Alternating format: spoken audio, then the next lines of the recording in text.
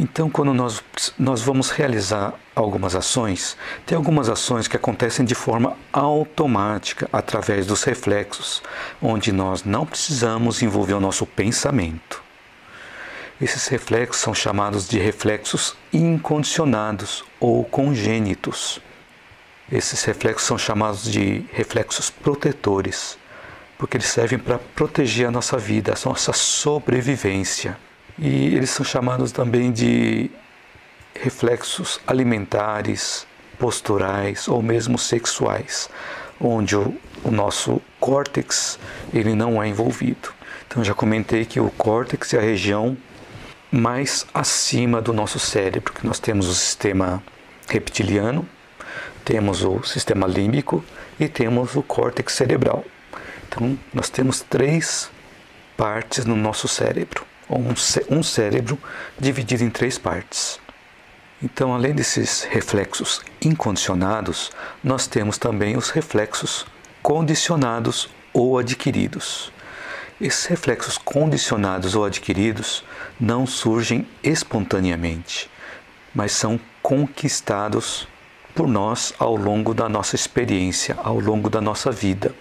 E esses reflexos condicionados, esses sim, dependem do nosso córtex cerebral. Então, o que é o córtex cerebral? Então, é a região do nosso corpo onde nós temos a nossa inteligência, o nosso raciocínio, a nossa razão. E todos esses reflexos condicionados dependem da ação desta região. E todos esses reflexos condicionados, eles são desenvolvidos sobre os reflexos incondicionados que nós temos. Então, os reflexos incondicionados são aqueles que nascemos já com eles. E os reflexos condicionados são aqueles que nós vamos condicionando ao decorrer do tempo, e eles são baseados nos reflexos incondicionados. É como se os reflexos condicionados fossem construções emocionais que nós vamos construindo ao longo do tempo, ao longo da nossa experiência. E às vezes essas construções são instáveis.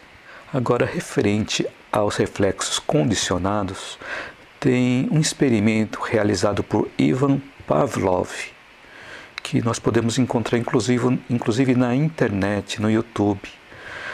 Bom, e uma dessas experiências que o Ivan Pavlov ele fez foi separar alguns cães do convívio de suas mães, desde a época do nascimento, desde a fase do nascimento, onde eles eram sujeitados a um aleitamento artificial, não eram amamentados pelas mães. E depois de um tempo foi mostrado carne para esses filhotes de cães. Foi mostrado e foi colocado também no olfato deles, mas eles não salivaram. Embora a gente sabe que a carne faz parte do alimento tradicional da espécie. Eles só salivaram quando colocaram a carne na boca desses cãezinhos. Então, a partir daí, os cães começaram a salivar cada vez mais conforme eles viam a carne ou eles sentiam o cheiro da carne. Então, foi algo que foi condicionado. Então, esses filhotes de cães passaram a se habituar com a carne.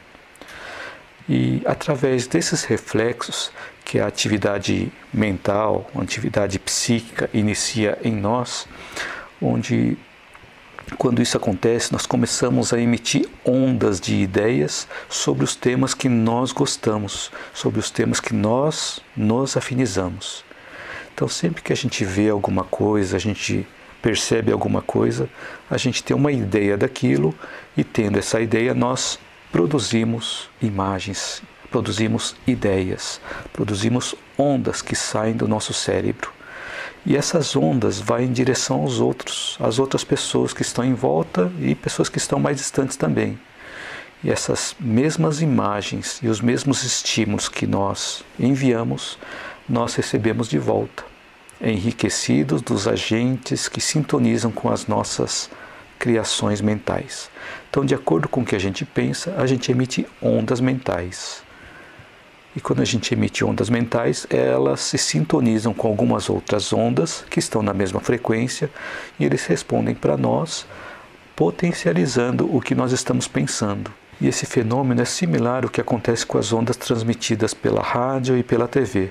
Quando nós ajustamos uma determinada estação de rádio ou determinada estação de TV, acontece a sintonia. E isso foi comprovado através de um experimento realizado entre 1993 e 1994 por Jacobo Greenberg, um neurofisiologista da Universidade do México. E esse estudo pode ser encontrado no livro O Médico Quântico. Acabei não trazendo esse livro aqui, mas quando eu postar o meu vídeo eu coloco esse livro que eu utilizei como referência, que é O Médico Quântico. Então essa pesquisa, esse experimento, ele consistiu em colocar duas pessoas para meditarem juntas com a intenção de se comunicarem diretamente, sem trocar nenhum sinal, nenhuma conversa. E depois essas duas pessoas foram isoladas em salas diferentes, protegidas com gaiolas de Faraday. O que são gaiolas de Faraday? São aquelas gaiolas que são câmaras protegidas eletromagneticamente, não permitindo nenhuma entrada de sinal eletromagnético, nem saída de sinal eletromagnético. Parecido com o que nós temos no forno de micro-ondas. No forno de micro-ondas temos uma gaiola de Faraday que nos protege das ondas eletromagnéticas, senão nós também ficaríamos assados igual o conteúdo do alimento também. E nessas pessoas, depois que foram isoladas em salas diferentes, foram conectados aparelhos de eletroencefalograma em cada uma dessas pessoas. E após um breve tempo, foram mostrados flashes de luz para apenas uma das pessoas. E a atividade cerebral dessa pessoa ela foi alterada em função desses flashes que eram piscados no olho da pessoa. O interessante de tudo isso é que o eletroencefalograma do outro sujeito que estava na outra sala, isolada eletromagneticamente, também se constatou que o cérebro recebeu um potencial virtualmente igual e intensidade e também força, e no mesmo momento que o outro estava recebendo. Então os dois sujeitos estavam recebendo o mesmo sinal, apesar de um não ter nenhum contato com o flash. Então, através das ondas mentais de um, o outro estava percebendo esse mesmo sinal também. E a conclusão de tudo isso, desse experimento, é que a atividade elétrica de um cérebro ele se transfere para outro cérebro sem conexão ou contato elétrico nenhum. E esse experimento depois foi replicado em Londres e foi replicado também em Seattle, nos Estados Unidos. E todos concluíram a mesma coisa, que existe uma transferência de informação cérebro a cérebro, sem nenhuma conexão magnética ou sem nenhuma conexão eletromagnética. Um outro experimento similar aconteceu com pessoas que se conheciam há mais de 6 anos. E essas pessoas que se conheciam há mais de 6 anos também foram colocadas em salas separadas. E, da mesma forma, se piscou flash para uma das pessoas e para outra pessoa também ela sentiu exatamente a mesma coisa que a outra pessoa estava sentindo, com os aparelhos de eletroencefalograma devidamente instalados nos dois, né? Da mesma forma como no experimento anterior. Quando piscava o flash em um dos sujeitos, o outro sujeito também recebia esses mesmos reflexos, e isso era identificado através dos aparelhos dos eletroencefalogramas. Através disso se descobriu que para se conectar um cérebro a outro cérebro não é necessário ter uma conexão física. A conexão pode ser feita mentalmente. Então esses experimentos validam a importância de nós vigiarmos as nossas ações e também os nossos pensamentos cada vez mais. E cada vez mais nós lapidarmos a nossa consciência com valores morais cada vez mais elevados. Então com isso também é interessante a gente conectar a importância da oração. Quando a gente faz uma oração para alguém, com o envolvimento do sentimento, porque a oração sem sentimento não vai funcionar dessa forma. Quando a gente faz uma oração com sentimento, a oração com o coração, entramos em sintonia com a pessoa que está recebendo essa oração. E ela é beneficiada com essa oração.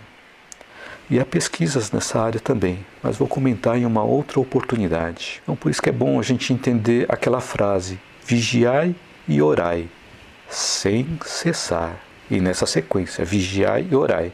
Porque se a gente for orar e vigiar, fica mais difícil, né? A gente está orando e a gente vai vigiar como? Então, primeiro a gente precisa vigiar para depois orar. Então, às vezes nós nos perdemos com esse vigiar e orai e vigiamos os outros e oramos para nós. Então, o correto é nós vigiarmos a nós e orarmos pelos outros e por nós também. Então, essa questão de sintonia, ela é importante, inclusive até no próprio exército.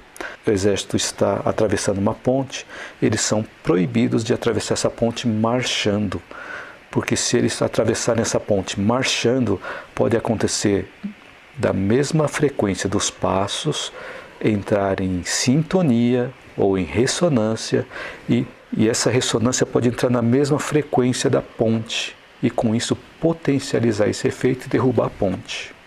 Então, por isso que um exército, um regimento do exército não pode atravessar uma ponte ou marchando igual, para evitar que entre em sintonia com a frequência da ponte, que poderia derrubar.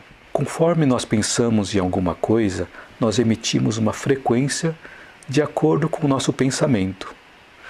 E quanto mais nobre é o nosso pensamento, mais alta será a frequência. Então eu comentei sobre aquele experimento realizado por Pavlov. Só que Pavlov deu uma continuidade naquele experimento. Então a continuidade no experimento que ele fez foi pegar um cão, bater um sino. E quando Pavlov bateu esse sino, o cão não salivou. Mas aí depois ele bateu o sino e colocou a carne para esse cão comer. E nesse momento ele salivou por causa da carne. Então, cada vez que ele ia servir uma carne, ele batia um sino e servia a carne. E depois de realizar algumas vezes essa ação, num determinado momento, ele bateu o sino, mas não deu a carne. Só que o cão salivou. Então, aí ele comprovou que o cão ele foi condicionado ao sino. Cada vez que ele ouvia um sino, ele começava a salivar. Então, por conta desse reflexo condicionado específico, acontecem também os nossos vícios.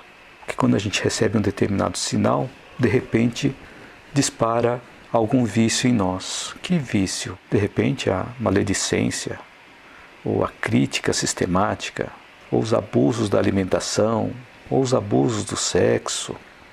E vimos também que o reflexo condicionado, para ser acionado, ele precisa de algum sinal. Esse sinal também é chamado de gatilho mental.